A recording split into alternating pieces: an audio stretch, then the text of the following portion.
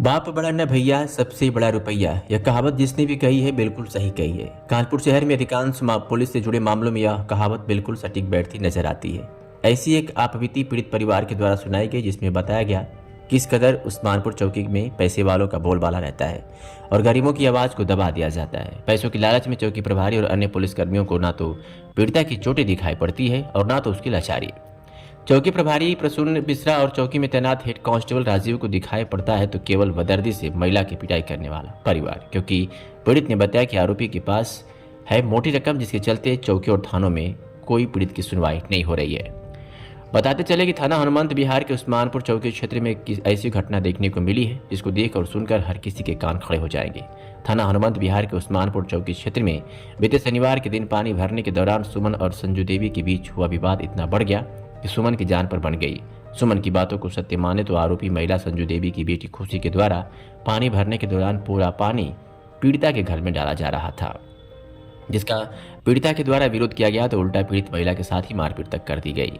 पीड़ित सुमन ने बताया कि आरोपी महिला संजू देवी और उसकी बेटी खुशी और दीपाली द्वारा उसके घर में घुसकर उसके साथ मारपीट की गई और आरोपियों द्वारा पीड़ित महिला पर धारदार हथियार से हमला किया गया, पर पीड़ित ने अपना हाथ आगे कर अपना बचाव किया, जिससे आरोपियों द्वारा चलाए गए धारदार हथियार लगने से पीड़ित महिला के हाथ में गंभीर चोट आई है।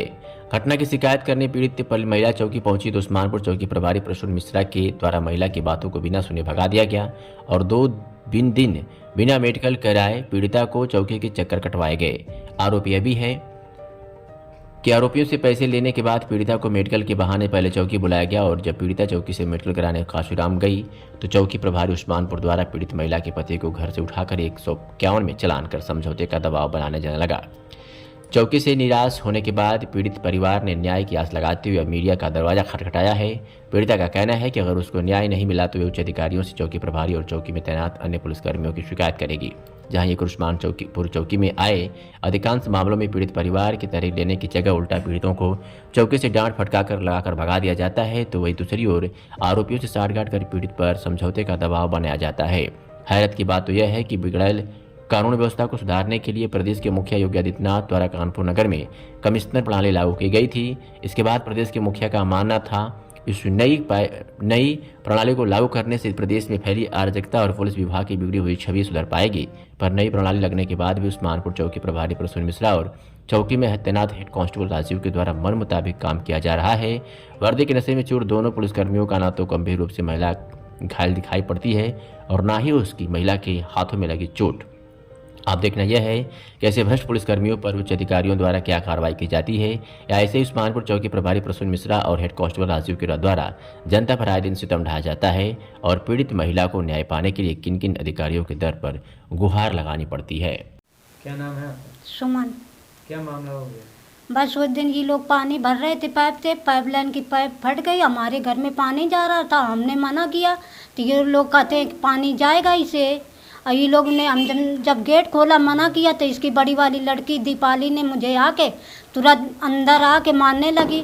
जब मार के मुझे मारने लगी मैं गिर गया तो ये तीनों माथारी बिटियाँ तीनों लोग ने हमें मारा है और एक बड़ी बेटी ने इसकी चाकू मारा मेरे 2 बार और गले में मुझे मेरा सर अभेड़ दिया तो मेरे गले में और घींच में सर में समान दर्द है। मैं वहाँ गई नमस्ता थाने में, हमने वो किया तो मेरी कोई कार्रवाई नहीं भई है। क्या कह रहे हैं पुलिस वाले? पुलिस वाले यही कह रहे हैं कि जाओ शाम को बुलाते हैं, सुबह बुलाते हैं, बुलाया नहीं।